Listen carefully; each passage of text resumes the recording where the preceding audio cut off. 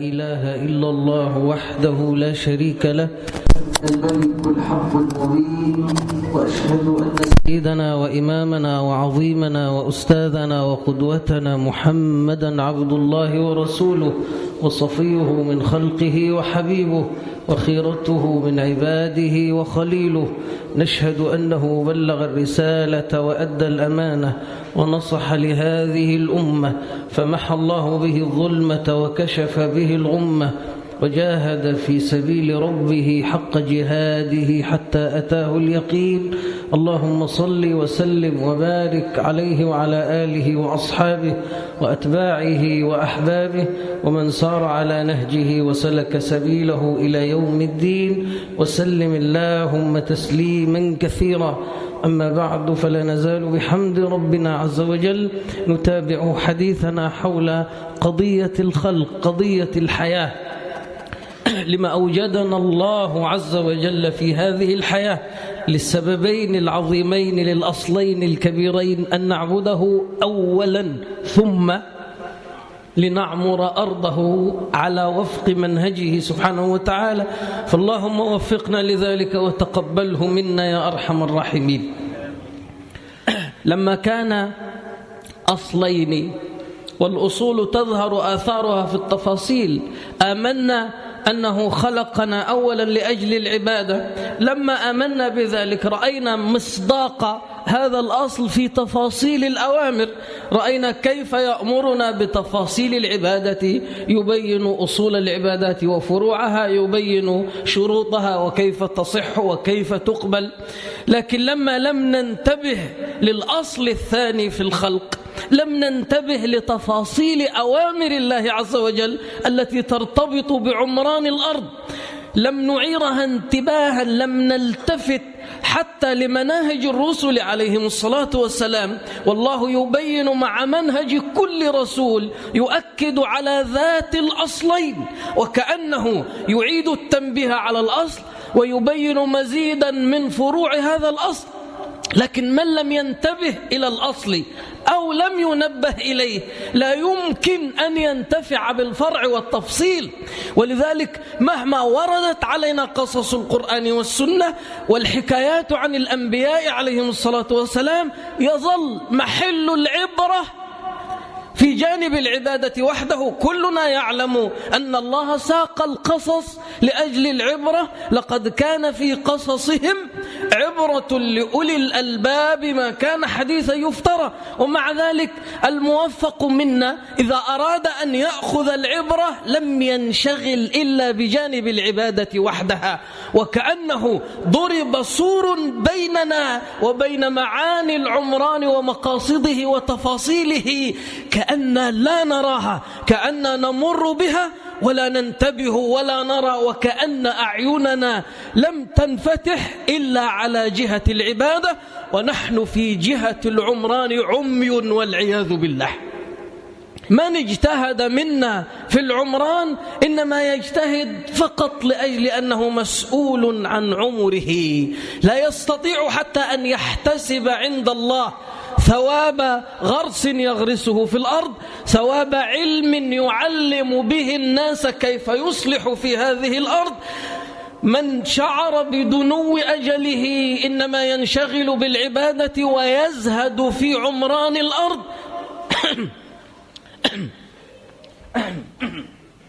هذا معاوية رضوان الله عليه، وهو من أفقه الصحابة ومن كتاب الوحي.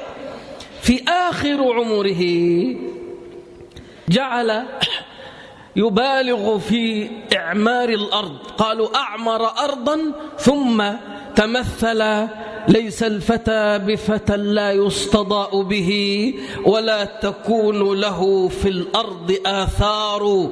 فكأنه أراد أن تكون آثاره من بعده في الأرض، ما انشغل أن الأثر ينبغي أن يكون بناء مسجد أو حفر بئر ماء لسقيا المارة، إنما علم أن الآثار في الأرض في العبادة أو في العمران سواء، ما دام المقصد منها هو وجه الله عز وجل. فاللهم أصلح نوايانا يا أرحم الراحمين. علمنا في قصة أبينا آدم عليه الصلاة والسلام كيف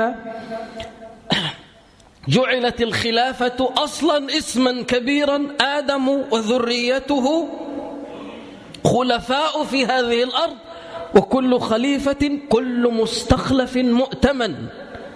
إذن كل ما تحت يدي المؤتمن أمانة عليه أن يصلحها إلى أن يلقى من ائتمنه عليها. اللهم أحسن خواتيمنا.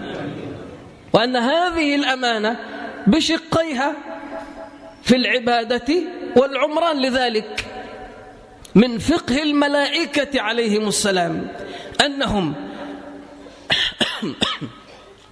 ذكروا الأصلين لكن على سبيل المقابلة، فذكروا في عيبهم على آدم على حسب الظن أنه يتوقع منه أن يفسد في الأرض. قالوا أتجعل فيها من يفسد فيها ويسفك الدماء. وذكروا في تميزهم لم يقابلوا إفساد آدم بإصلاحهم، إنما قالوا ونحن نسبح بحمدك ونقدس لك. هذا يفهم منه أن آدم مع توقع إفساده فلا يمكن أن تصلح العبادة ويفسد العمران أبدا. من صدق وصلح في عبادته لابد أن يصدق في عمرانه إن وعاه. اللهم علمنا ما ينفعنا. فإذا تمت المقابلة بهذه الصورة، إفساد في جهة آدم وعبادة تقديس وتسبيح في جهة الملائكة، كأنه يقول إن تمام المعنى بأن في جهة الملائكة مع العبادة إصلاح، وفي جهة آدم مع الإفساد تفريط في العبادة. فأكد على الأصلين، فعلمهم الله أن الأصلين كلاهما يبنيان على قاعدة عظمى هي قاعدة العلم. وإذا تميز آدم بالعلم صار آدم صالحا لأن يعبد الله ولأن يعمر أرض الله. وعلم آدم الأسماء كلها، ولفقه الملائكة في ذلك أذعنوا لهذا الأمر. إن كان الله وهب آدم كل هذا العلم فقد هيأه لأن يعبده ولأن يعمر أرضه.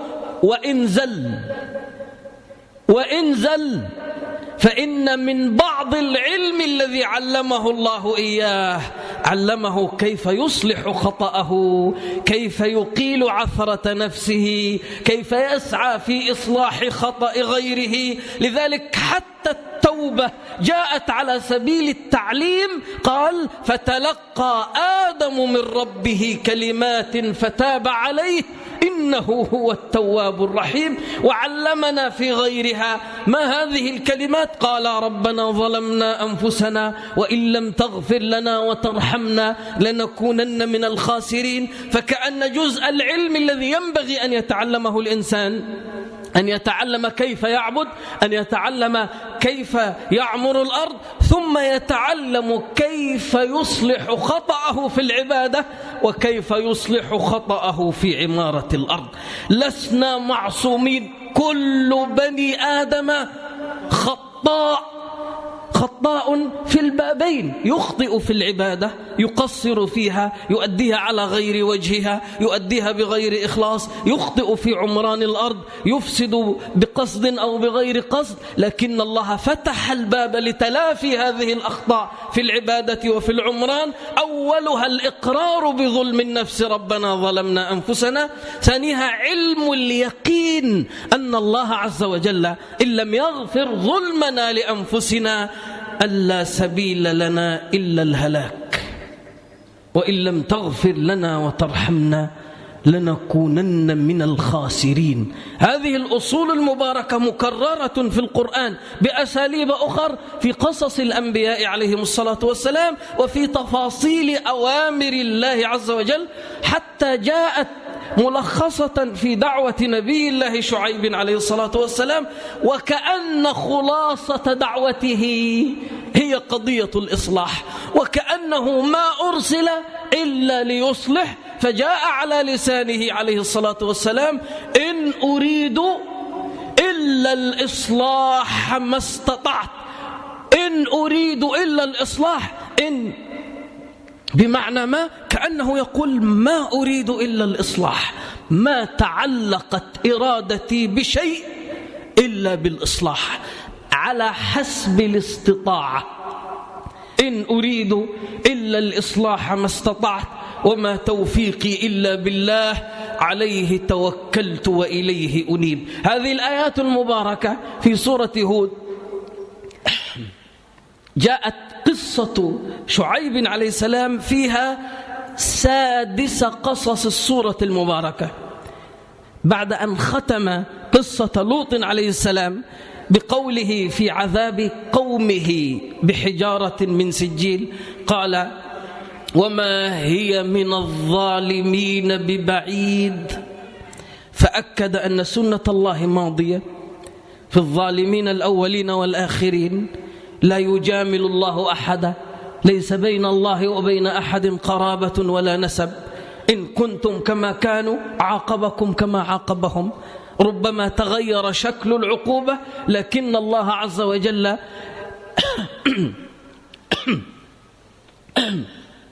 لا يرحم من يستحق التعذيب، خاصة في الذنوب العامة في إفساد الأرض. اللهم عافنا يا أرحم الراحمين. إمام القرطبي رحمه الله يقول في تفسير قوله تعالى: فلولا كان من القرون من قبلكم أولو بقية ينهون عن الفساد في الأرض إلا قليلا ممن أنجينا منهم واتبع الذين ظلموا ما أترفوا فيه وكانوا مجرمين وما كان ربك ليهلك القرى بظلم وأهلها مصلحون. قال: الظلم أي الشرك والكفر، هذا الظلم الأكبر، إن الشرك لظلم عظيم. ما كان الله ليهلك الناس بمجرد الشرك والكفر، إنما حساب الشرك إلى الله يوم القيامة. إنما كل عقوبة معجلة في الدنيا فسببها الفساد. ما داموا مصلحين فهم في معافاة من عقوبة الله. قال: وإن كان حساب الكفر في الآخرة أشد. فصارت المعادلة: من كفر وظلم فحساب كفره في الآخرة أشد، وحساب ظلمه وفساده في الدنيا أشد. اللهم عافنا من كليهما. ثم ختم قصة لوط عليه السلام وانتقل إلى أول قصة شعيب عليه السلام وإلى مدين أخاهم شعيبا. قال: يا قوم اعبدوا الله ما لكم من إله غيره. ذكر الأصل الأول، أصل العبادة أن تكون لله وحده، اعبدوا الله ما لكم من إله غيره. ثم شرع في تفاصيل الأصل الثاني، أصل العمران والنهي عن أسباب الخراب والفساد في الأرض. قال: ولا تنقصوا المكيال والميزان. كل أمة تفسد في الأرض، اللهم عافنا، إنما يفسدون بسلك باب من أبواب الفساد أو عدة أبواب، فتنوعت أشكال فساد الأمم، اللهم عافنا. فخاطبهم في فسادهم، قال: ولا تنقصوا المكيال والميزان، إني أراكم بخير وإني أخاف عليكم عذاب يوم محيط. لاحظ قضية الإفساد في الأرض وحجم القضية عند نبي الله شعيب، كيف يكرر الكلام بصيغة أخرى ليعم. ولا تنقصوا المكيال والميزان إني أراكم بخير وإني أخاف عليكم عذاب يوم محيط. ويا قوم أوفوا المكيال والميزان بالقسط ولا تبخسوا الناس أشياءهم. هذا الأعم، لا تظلموا الناس أشياءهم أيا كانت هذه الأشياء في البضائع وفي غيرها. ولا تبخسوا الناس أشياءهم ولا تعثوا في الأرض مفسدين. قالوا لأنهم كانوا يقطعون الطريق، فنهى عن كل ظلم للناس وبخس في أشياء الناس، ونهى عن كل فساد في الأرض. لكن تدبر كلماته. أهل العلم يقولون شعيب عليه السلام خطيب الأنبياء، لأنه جمع في كلامه جمع في كلامه أوجه الخير بأحسن الأساليب، ورتبها أحسن ترتيب. قال: يا قوم اعبدوا الله ما لكم من إله غيره ولا تنقصوا المكيال والميزان إني أراكم بخير. هذا خير الدنيا العاجل.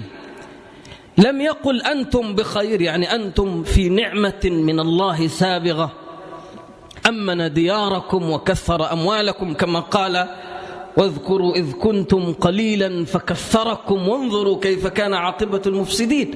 يعني أنتم بخير، بل أنتم بخير ظاهر. إني أراكم بخير، كل ناظر يراكم بخير. وهذه آفة الناس عندما تعمى قلوبهم والعياذ بالله، تكون نعم الله عليهم سابغة، خير الله عليهم ظاهر يراه كل ذي عقل، ثم لا يفجأك إلا وصاحب الخير الذي تغطيه نعم الله يعيث في الأرض فسادا، يستحل الحرام على ما أغناه الله ووسع عليه من الحلال. ترى الناس بخير، ثم ترى هؤلاء الذين عمهم خير الله يبحثون عن الشر. أغناهم بالحلال وهم يريدون الحرام ويسعون فيه السعي الحثيث. قال: إني أراكم بخير وإني أخاف عليكم عذاب يوم محيط. هذه عاقبة من أجرى الله عليهم خيره ثم هم يبحثون عن الفساد في الأرض. يخاف عليهم عذاب يوم محيط، سواء كان عذاب الدنيا أو الآخرة، فعذاب الله لهؤلاء عذاب محيط، كأنه كالدائرة أحدق بهم من كل جانب. يوشك المفسدون في الأرض أن يأتيهم عذاب الله فلا يجدون منه مهربا. اللهم لا تجعلنا منهم. ولاحظ صورة الفساد هنا بخس في المكيال والميزان، لأنه يروق لمفسدين، لصغار مفسدين إن صحت التسمية، أن يربطوا الفساد بكبار المفسدين. مطفف المكيال والميزان في أصغر بلدة في أحقر مكان هو من المفسدين في الأرض. كل مساهم، كل من أسهم في إفساد الأرض فحسابه على قدره. أليس صدقة المقل أعظم عند الله من صدقة الغني؟ لأن المقل قاوم فقره وضحى لأجل أن يرضي ربه. كذلك الفقير المفسد والعياذ بالله. الفقير المفسد كانت داعية فقره أولى به أن يفزع إلى ربه، أن يكسره الفقر ويذله لله فيسأل الله من غناه. ولذلك تجد فقراء المفسدين إذا أغناهم الله كانوا أشد فسادا من أغنيائهم. اللهم لا تجعلنا منهم يا أرحم الراحمين. إذن خطاب القرآن للمفسدين إنما يشمل كل مفسد في الأرض. اللهم لا تجعلنا منهم. قال: إني أراكم بخير وإني أخاف عليكم عذاب يوم محيط ويا قوم أوفوا المكيال والميزان بالقسط. أوفوا مبالغة في الوفاء، ثم بالقسط، كأن من حرصهم على القسط والعدل يبالغون في الإيفاء. والعبد لا يضمن العدل حتى يزيد على قدر الواجب، كما في الوضوء العبد لا يضمن أنه وفى العضو حقه في الغسل حتى يزيد عليه. لذلك كأنه ينقلهم من الظلم وبخس الناس أشياءهم ونقص المكيال والميزان أن يزيدوا في العطاء.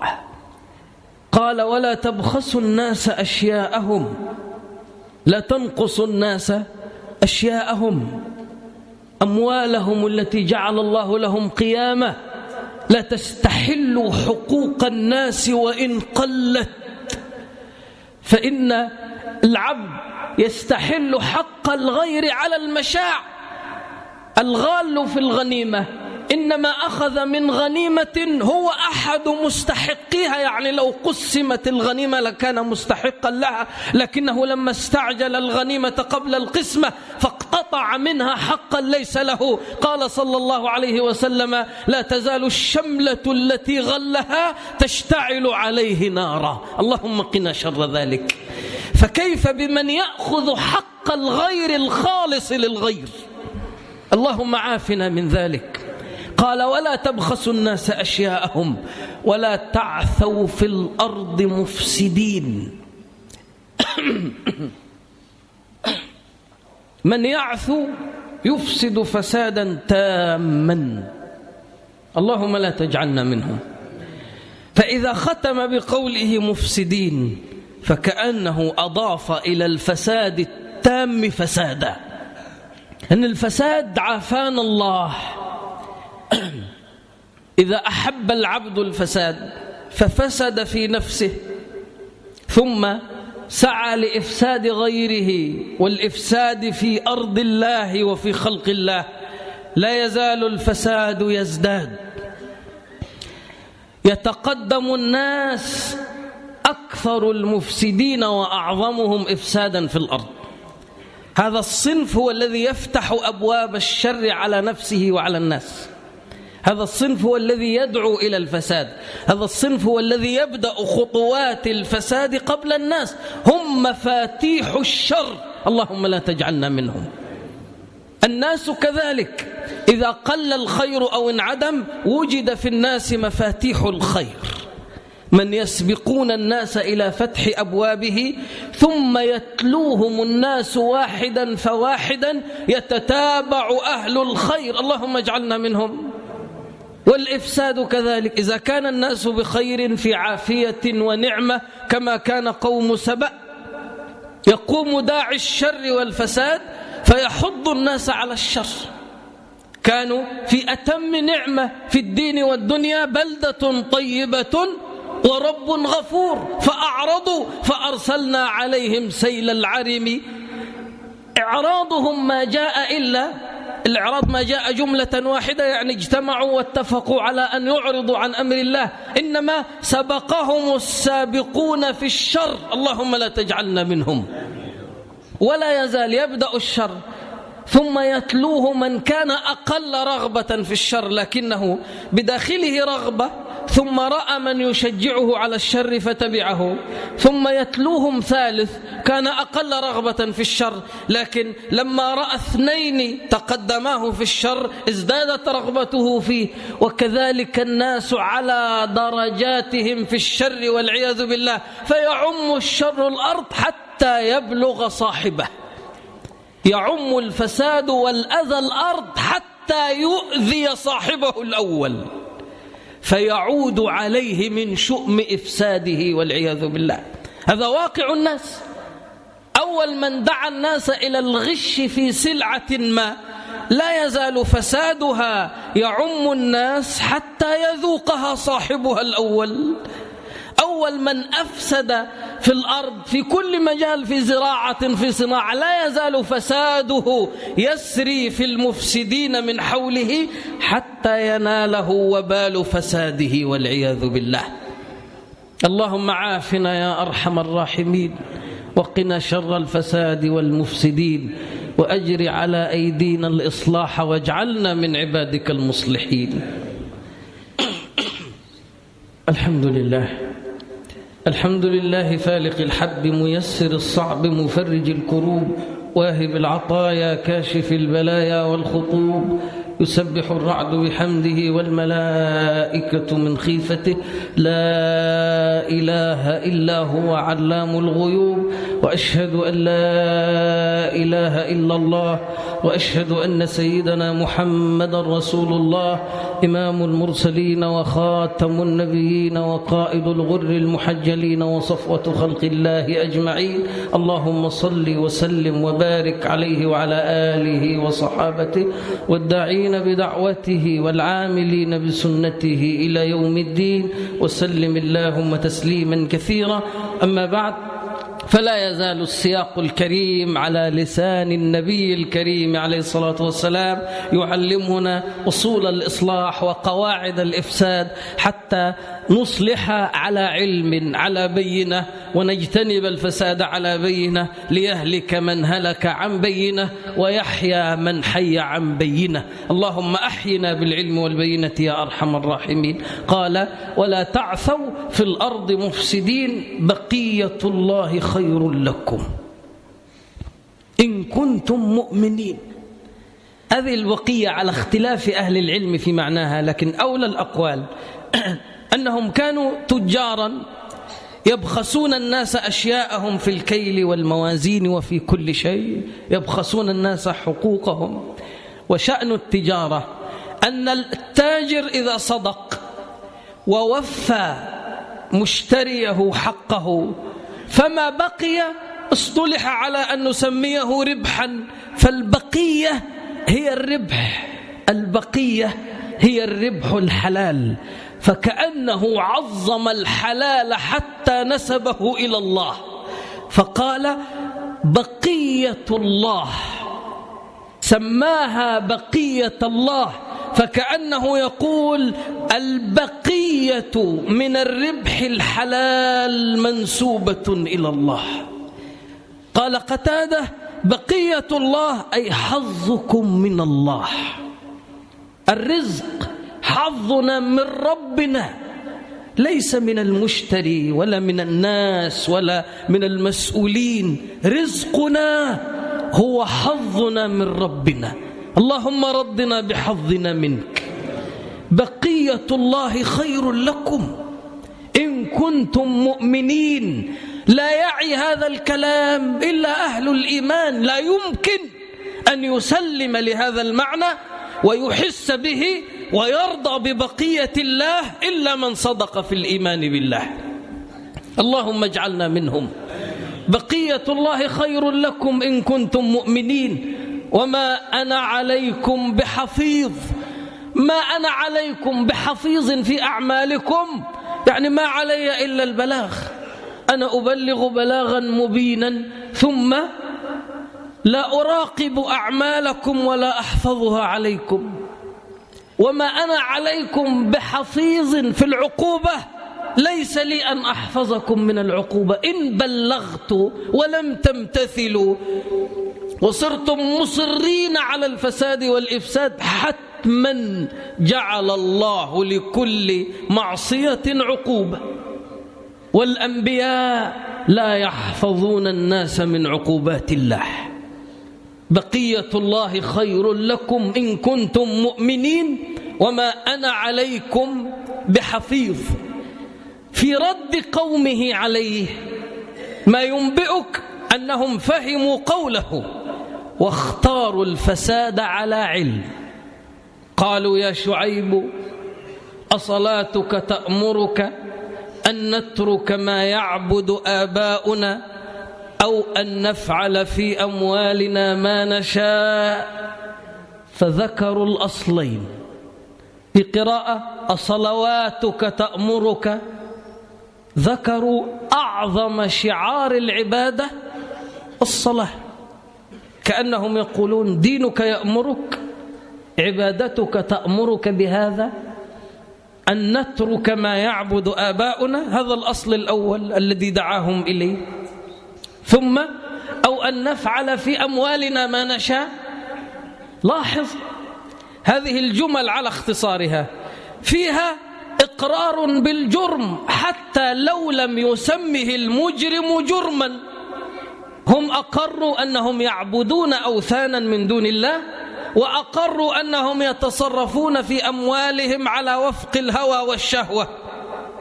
ثانيا ذكروا دليلا لهم، وهم شبهة في الأذهان، دليل على الأول كأنهم يقولون كيف تنهانا أن نعبد ما يعبد آباؤنا؟ هذا أمر وجدنا عليه آباءنا كابرا عن كابر. والدليل على الثاني قالوا أن نفعل في أموالنا ما نشاء، فنسبوا الأموال إلى أنفسهم لا إلى الله. ومن ظن أن المال ماله من كده وسعيه تجرأ على واهب المال سبحانه وتعالى. ولذلك لما صوب شعيب عليه السلام صوب الأصلين. قالوا يا شعيب أصلاتك تأمرك أن نترك ما يعبد آباؤنا أو أن نفعل في أموالنا ما نشاء إنك لأنت الحليم الرشيد. كان مشهورا بينهم بحلمه ورشده كما اشتهر النبي صلى الله عليه وسلم بين قومه بصدقه وأمانته. ولم يزل الله يبعث الأنبياء في خيرة أقوامهم بإقرار أقوامهم. الله أعلم حيث يجعل رسالته. قالوا إنك لأنت الحليم الرشيد. قال يا قوم أرأيتم إن كنت على بينة من ربي. أصل الأصول في العبادة وفي العمران هو العلم. لا يخطو عاقل خطوة بغير علم. اللهم علمنا ما ينفعنا. وهنا يذكر تمام العلم على بينة، هذا استعلاء المجازي علو التمكن، كأنه يقول أرأيتم إن كنت متمكنا من العلم. الله عز وجل علمني وأتم تعليمي، أتم علي نعمته في العلم. قال يا قوم أرأيتم إن كنت على بينة من ربي ورزقني منه رزقا حسنا. قالوا كان تاجرا عليه الصلاة والسلام رزقه الله رزقا حسنا، فكأنه لا يزال الله يرزق بعض عباده الصالحين من رزقه الحسن وإن عم الحرام في الناس. ولا يزال طلاب الحلال حجة على طلاب الحرام. لا يزال بين الناس أقوام لا يأكلون إلا الحلال فيرزقهم الله الرزق الحسن ويوسع عليهم ويبارك لهم ليجعلهم حجة ظاهرة على أكلة الحرام والمفسدين في الأرض. لأن المفسد يستحل الإفساد بأنه لا يمكن إلا ذلك. كيف تعيش بين الناس في أزمنة الفساد إلا أن تكون مفسدا كالناس؟ فيجعل الله حجة ظاهرة عملية بهؤلاء. استدل بها شعيب عليه السلام يقول أرأيتم إن كنت على بينة من ربي ورزقني منه رزقا حسنا. فأشار إلى الأمرين. أولا هذا الرزق الذي بين يدي رزق حلال رزق حسن، وأنتم تزعمون أن العبد لا يصلح في هذه الأزمان إلا أن يرزق من فساد كما هو سائر الناس. ثم عالج أصل الإيمان قال ورزقني منه، ولم يقل رزقني رزقا حسنا. ينبغي على كل مؤمن ألا ينسى هذا الأصل. هذا الأصل العظيم أهم من أسمائنا. ننسى أسماءنا وأسماء أبنائنا ولا ننسى أن كل رزق قل أو كثر إنما هو منه سبحانه وتعالى. ورزقني منه رزقا حسنا. ومن حسن الرزق أن يرزقك الله مع الرزق حسن استعمال الرزق، يعني أن يعافيك من السفه والخرق. اللهم أمين. قال عمر رضوان الله عليه وهو يومئذ خليفة الخرق في المعيشة أخوف عليكم عندي من العوز. أنا أخاف عليكم من الفقر نعم، لكن أخاف عليكم من خرق المعيشة، من السفه، من سوء إدارة الأموال والثروات والممتلكات ومواهب الله لنا أعظم من خوفي عليكم من الفقر. الخرق في المعيشة أخوف عليكم عندي من العوز. ثم قال رضوان الله عليه لا يقل شيء مع الإصلاح. ولا يبقى كثير على الإفساد. الفرد والبلدة والأمة إن كان رزقها في بعض أزمانها قليلا فلا قليل مع الإصلاح، إن أصلحوا فيه وأحسنوا في إدارته فلا قليل مع الإصلاح. والفرد والبلدة والأمة إن وسع الله عليهم وكانوا جميعا خرقا والعياذ بالله يسيئون التصرف فلا ينفعهم الكثير مع الإفساد. ولاحظ حتى لو كان الكسب من حلال سمى سوء الإدارة، سمى الخرق إفسادا، فربما تكسب من حلال لكنك تفسد من وجه آخر. هذا المال مال الله أعطاه لك واستخلفك عليه، ما وهبه لك لتفعل فيه ما تشاء، وإلا كان ظنك كظن قوم شعيب. فإن وهبك الله المال والممتلكات لتصلح بها في الأرض وأفسدت حتى لو كانت من حلال فقد شاركت المفسدين في وجه من أوجه إفسادهم، اللهم قنا شر ذلك. قال ورزقني منه رزقا حسنا وما أريد أن أخالفكم إلى ما أنهاكم عنه إن أريد إلا الإصلاح ما استطعت وما توفيقي إلا بالله عليه توكلت وإليه أنيب. هذه الكلمات على قلتها ترسم معالم منهج الإصلاح. حسبك الآن أن تعلم أن معاوية رضي الله عنه عد الإصلاح كأنه يوشك أن يكون من مكفرات الذنوب. كان المسور بن مخرمة رضي الله عنه وهو الإمام الجليل كما قال الإمام الذهبي يعيب أمورا على سيدنا معاوية وبلغه ذلك وهو يومئذ خليفة المسلمين، فلما زاره المسور في حاجة له قضى حاجته على تمامها ثم خلى به دون الناس فقال يا مسور ما فعل طعنك على الأئمة، ما فعل عيبك على الخلفاء؟ قال المسور رضي الله عنه دعنا من هذا وأحسن. فقال معاوية رضي الله عنه لا والله لتخبرني بذات نفسك بالذي تعيب عليه.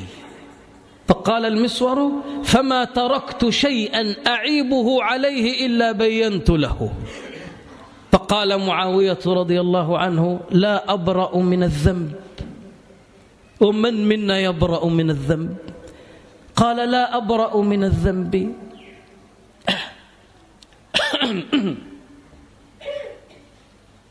ولكن ألا تعد لنا ما نلي من الإصلاح في أمر العامة أم تعد الذنوب وتترك الحسنات؟ قال المسور ما تذكر إلا الذنوب، يعني الناس لا يذكرون إلا الأخطاء.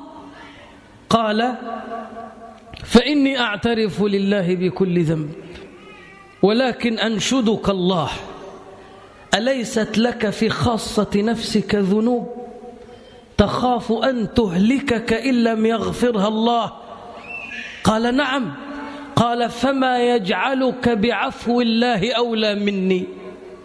ولما ألي من الإصلاح في أمر العامة أعظم مما تلي، وفي لفظ أكثر مما أحصي وتحصي. لي ذنوب ولك ذنوب، لكن ولك إصلاح ولي إصلاح أعظم من إصلاحك في أمر العامة. فكأنه يحتسب عند الله أن يغفر ذنوبه بسبب إصلاحه في أمر الناس. اللهم اجعلنا من المصلحين. قال المسور فرأيت لما ختم معاوية كلامه بقوله ولكني والله لا أخير بين أمرين بين الله وبين ما سواه إلا اخترت الله على ما سواه، وإني على دين تقبل فيه الحسنات ويعفى فيه عن السيئات. قال المسور: فرأيت أنه قد خصمني. قال عروة بن الزبير: فما ذكر معاوية عند المسور بعدها إلا صلى عليه أو قال دعا له بخير. فالمصلحون لا يمكن أن يوفقوا للإصلاح إلا إذا وفقوا قبلها للصدق في العبادة، ثم يرفع الله درجاتهم بكليهما ويعفو عن سيئاتهم بكليهما. أليست الحسنات يذهبن السيئات؟ والأعمال الصالحة الحسنات منها العبادة ومنها الإصلاح، فكأننا نحتسب على الله أن يتقبل حسناتنا في العبادة والإصلاح، وأن يعفو عن سيئاتنا في العبادة والإصلاح، وأن يجعل حسناتنا كفارة لسيئاتنا، أن يتقبل عبادتنا وأن يتقبل إصلاحنا وأن يصلحنا ويصلح بنا وأن يجعل ذلك كفارة لسيئاتنا. اللهم ارفع درجاتنا وامحو خطيئاتنا، اللهم ارفع درجاتنا وامحو خطيئاتنا، اللهم ارفع درجاتنا وامحو خطيئاتنا. تقبلنا واقبل منا إنك أنت السميع العليم. ربنا تقبل منا واقبلنا على ما كان منا إنك أنت السميع العليم. خذ اللهم بأيدينا ونواصينا إليك أخذ الكرام عليك.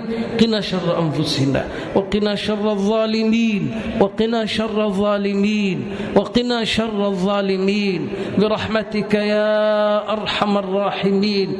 تولى برحمتك أمرنا، أحسن في هذه الدنيا خلاصنا، اجعل الإسلام منتهى رضانا، لا تسلط علينا بذنوبنا من لا يخافك فينا ولا يرحمنا. اللهم اغفر الذنوب واستر العيوب وفرج الكروب يا علام الغيوب. رب اغفر وارحم واعف وتكرم وتجاوز عما تعلم إنك أنت الأعز الأكرم. رب اغفر وارحم وأنت خير الراحمين. رب اغفر وارحم وأنت خير الراحمين. رب اغفر وارحم وأنت خير الراحمين. لا إله إلا أنت سبحانك إني كنت من الظالمين. وآخر دعوانا أن الحمد لله رب العالمين. قوموا إلى صلاتكم يرحمني ويرحمكم الرحمن. لا نبي بعد سيدنا محمد صلى الله عليه وعلى آله وصحبه ومن سار على نهجه وسلك سبيله إلى يوم الدين وسلم الله تسليما كثيرا. أما بعد فسلام الله تعالى عليكم ورحمته وبركاته. وبعد لاحظ في القصة كشبيهاتها أنه يركز على هذه القواعد في العبادة وفي عمران الأرض، وأنه في كل مقام لابد أن يشار إلى العلم بأي صيغة من صيغه، العلم البينة أي صيغة أخرى، كأنه الأساس الأول هو العلم. يعني من أراد أن يتغير لابد أن يعلم أولا كيف يتغير. من أراد أن يغير لابد أن يعلم كيف يغير. اللي يريد أن يغير أي شيء، اللي عايز ينتقل من مكان لمكان، اللي عايز يسافر سفر قريب ولا بعيد، السؤال الأول على لسانه هو إيه؟ معايا ولا لا؟ محدش بيسأل ولما سافر حب أعمل إيه بعد ما أوصل. لازم السؤال الأول ولو في أخرق في الناس، بدأ في ناس كده تسبق الأحداث، فتكلموا عن سفر يقول لك طب ولما نروح هناك هنعمل إيه؟ هنشتغل كم ساعة؟ العاقل يقول له إيه؟ لما تسمع الكلمة دي ترتيب الأولويات تعلم أنه لا يزال في الناس إيه؟ عقلاء. هو الأخرق ده لكن لا يزال في الناس عقلاء يرتبون الأولويات. فالعلم دائما قبل كل شيء، قبل كل خطوة في العمل لابد من العلم. لكن العلم الذي تبنى عليه أصول العبادة والعمران لابد أن يكون علما تاما لابد أن يكون علما عميقا كما وصف عبد الله بن مسعود علم الصحابة، قال كانوا أبر هذه الأمة قلوبا وأعمقها علما. لابد أن يكون صاحبه على بينة، معايا ولا لا؟ مش يقنع بالدون في العلم، إنما حسب مواهب الله. ربنا وهبك، جعل موهبته لك في طلب العلم الشرعي، يعني بالتجربة وبآراء أهل الخبرة المحيطين بك تبين نبوغك في هذا الباب. يبقى ده الباب الذي فتحه الله لك.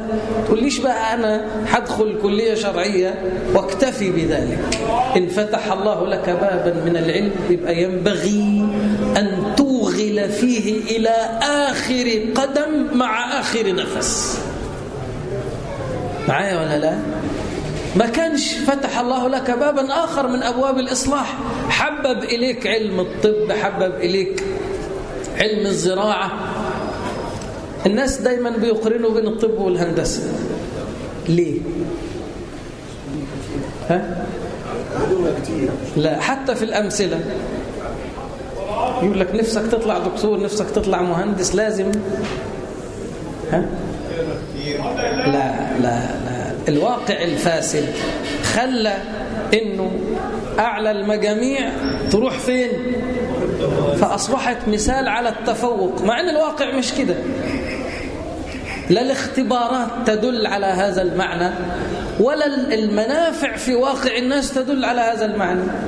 يعني لا الاختبارات دقيقة لدرجة انك تكتشف ان اللي دخل طب اكثر ذكاء من اللي راح زراعة، بدليل انك بتجد اللي راح زراعة احيانا ينبغ فيها ويصير نادرة زمانه، واللي راح طب يبقى من اكسل واردأ من عرف الطب او عرفه الطب. صح ولا لا؟ واضح ولا لا؟ هذه من جهة. ولا منافع الناس، قل لي مين ايه انفع المهن للناس؟ ها؟ صح ولا لا؟ انفع المهن للناس الزراعة اولا وما ينبني عليها. واضح؟ انما الطبيب ايه؟ ها؟ الطبيب لازم يكون متعلم وعلى درجة عالية، لأنه هيكتشف حاجات بعلم الله. أما والله أولا الفلاح يشتغلها، لا أنا اللي ما أفهمش حاجة أشتغل والله. ولذلك لما استهنا بالعلم الذي يقول إلى اللي يخدم الزراعة، هذا حالنا لا يخفى عليه. واضح ولا لا؟ الزراعة تحتاج إلى علم. وذلك لاحظ إيه؟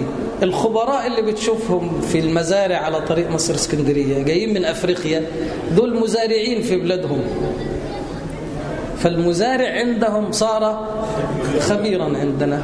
روح المصانع اللي بيجي مثلا خبراء من الصين يركبوا المكن فيها، ده فني خريج دبلوم في الصين. واضح ولا لا؟ لكن هم وفوا كل علم حقه، مفيش باب يستغني عن العلم. ولذلك لما صار المتعلم ربما يكون صاحب ميزة فعلا ذكي، لكن الذكي تستخدمه في مهنة هي للعلاج عند الضرر، ولا تستخدمه في التأسيس لعمران الأرض. الأذكياء ينبغي نستثمرهم في الزراعة والصناعة والتعمير، ولا نخليهم ذخيرة لعلاج الأمراض. طيب حسن الزراعة والعمران سبب من أسباب الوقاية ولا لا؟ مش سبب من أسباب الوقاية؟ أعظم أسباب الأمراض النهاردة إيه؟ فساد منظومة الزراعة. صح ولا لا؟ فأصبح المزارع ومهندس الزراعة سبب من أسباب الوقاية. وانت عندك الوقاية، يبقى مين أنفع لنا من الجهتين؟ واضح ولا لا؟ فحتى في اختيار أهم أسباب العمران، اختيار أسباب الحفاظ على هذا العمران، بس المهم إنه من يفتح له باب ينبغي أن يكون من أتقن الناس وأمهرهم وخيرهم، لا يكتفي فيه بالدون. معايا ولا لا؟ ولا يكتفي بمتابعة، يقول لك إيه العبقري عندنا، يقول لك فلان ما شاء الله بيتابع كل جديد وبيسافر بره يحضر مؤتمرات فيعلم المستوى اللي وصلوا إيه الطب بره. إذن هو مقلد، هو عالى على غيره. صح؟ هو العبقري يقلد في الجديد. طب مين اللي صنع الجديد؟ حد غيره، صح؟ وهو مقلد يتلقى، عالى على موائد غيره. يعني حتى تصورنا للعبقرية تدنى بقدر ما تدنينا في كل باب، فقنعنا أن يكون العبقري بتاعنا يروح إيه؟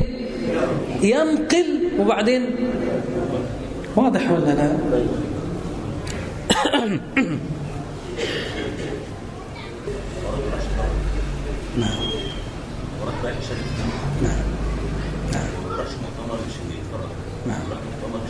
هذا المفترض. نعم. نعم. لا أتكلم عن ثقافة المجتمع في إنه يرون العبقري اللي بيتابع كل جديد ويرى أين وصل العالم. لكن هذه أمة صنعت على عين الله لتكون في مقدمة العالم ولا في ذيله؟ واضح معايا ولا لا؟ إذن كل من فتح له باب ينبغي أن يبذل غاية الجهد في هذا الباب على حسب الاستطاعة. إن أريد إلا الإصلاح ما استطعت. ما دام في باب مستطاع ينبغي أن نسلكه. ثم ثق إن كان كل ساع في الخير فالله في عونه، فكيف بالساعين في أصل الخير وهو علم الخير وتعليم الناس الخير. ولذلك لاحظ، معلوم أن أول كلمات طرقت سمع النبي صلى الله عليه وسلم من وحي الله هي اقرأ. 5 آيات قصار، لكن شوف مادة العلم ومرادفاتها كيف تكررت فيها. اقرأ لوحدها 2 مرات، ومادة العلم 3 مرات. معايا؟ الذي علم بالقلم علم الإنسان ما لم يعلم. وأداة العلم المشهورة في التاريخ وهي القلم مرة أصبح 6 إشارات واضحة إلى العلم في 5 آيات قصار. ثم سابعا إنه قرن القراءة باسم جليل من أسماء الله وهو اقرأ وربك الأكرم. لاحظ مادة الكرم منسوبة إلى الله ذكرت 4 مرات في القرآن، 3 بسم الله الكريم، 1 بسم الله الأكرم. معايا؟ فكأنه اسم الأكرم لم يذكر إلا مرة واحدة مقرون بإيه؟ بالقراءة. معايا ولا لا؟ فكأنه القراءة قرينة كرم الله بصيغة الأكرم. واضح ولا لا؟ فكأن طالب العلم يبتغي به وجه الله أوفى الناس حظا من كرم الله. اللي يطلب علما نافعا برضو سواء في العبادة أو في العمران، يطلب علما يعمر به أرض الله ابتغاء وجه الله، سيرى من كرم الله ما لم يخطر له على بال. معايا؟ أبو الفتح بن جني من أعمدة اللغة الكبار، يعني لما تقرأ كتاب الخصائص هذا الرجل كتب كتاب في اللغة، يعني هو ودلائل الإعجاز لعبد القاهر الجرجاني ترى أنه لم يكتب مثلهما. وأبو الفتح بن جني يوناني لكنه أسلم وعشق العربية. معايا؟ أسلم أبوه، فمش متعصب زي ما بيقولوا بتوع الصحافة، كل اللي بيمدح في العربية متعصب للعروبة. بيذكر من عذوبة اللغة وطاقات اللغة في التعبير. قل إن الله هيأ لهذه اللغة أقواما، يقصد في الجاهلية بالذات أواخر العصر الجاهلي، هيأ الله لهذه اللغة أقواما وهبهم من المواهب الخاصة ما لا قبل لنا به، لأن هذه اللغة لا يمكن تبلغ هذا المستوى إلا إذا هيأ الله لها أقواما وأكرمهم من واسع كرمه. في عندنا باحثين في الماجستير والدكتوراه أفارقة في الجامعة متخصصين في اللغة، وبعدين لما بيكتب شعر بيكتبه باللغة العربية مش بلغته الأصلية. هو المفترض يكون هو أبرع في لغته الأصلية ولا في اللغة العربية؟ ولما تسألهم أنتوا بتكتبوا الشعر بالعربية ليه؟ يقول لك العربية تسعفني في التعبير، فيها من الطاقات ما لا أجده في لغتي الأصلية.